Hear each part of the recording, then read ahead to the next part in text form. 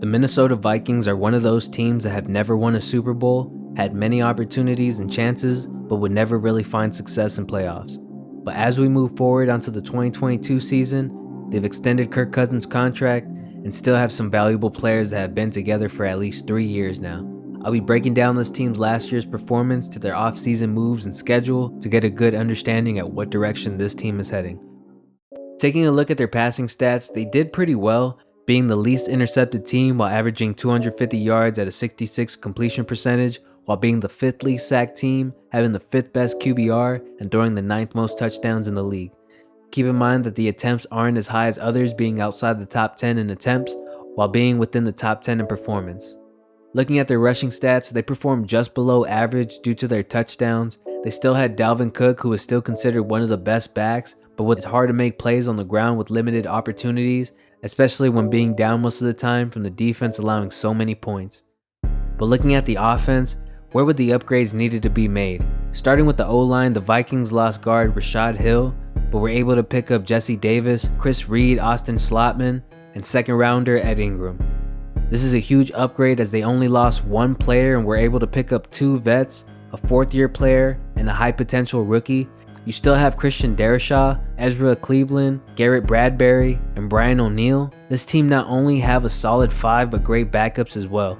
At tight end, Chris Herndon and Tyler Conklin decided to bounce, so Irv Smith Jr. will be leading the charge.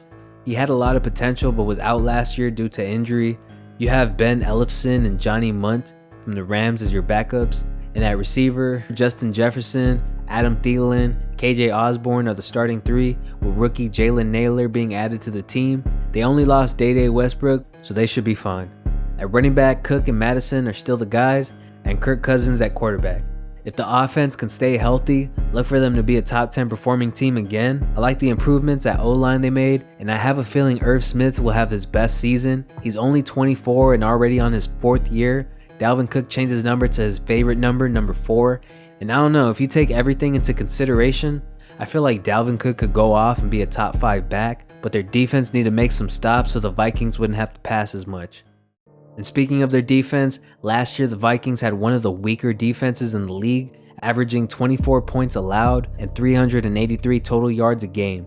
They made some of their failures up by recording the 2nd most sacks and 10th most interceptions. The strengths and weaknesses are there to see, so let's see who the Vikings picked up.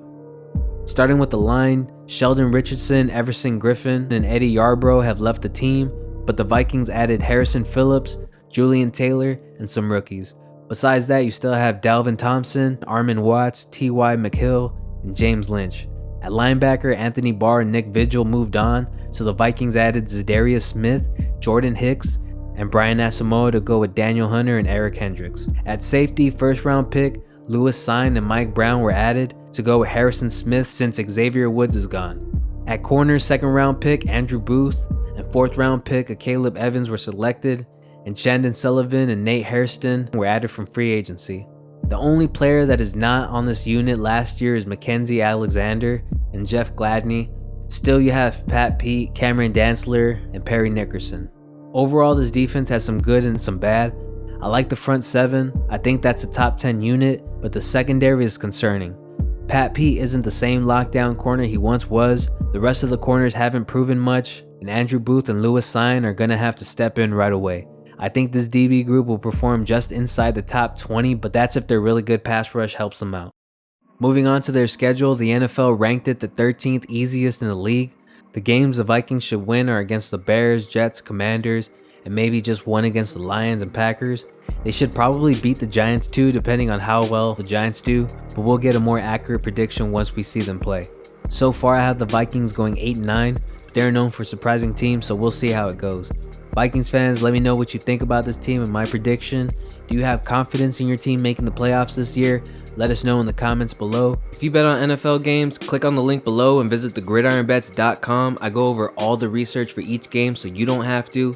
I also show you my picks and host a group chat for NFL bettors, giving you everything you need to have the best betting experience possible.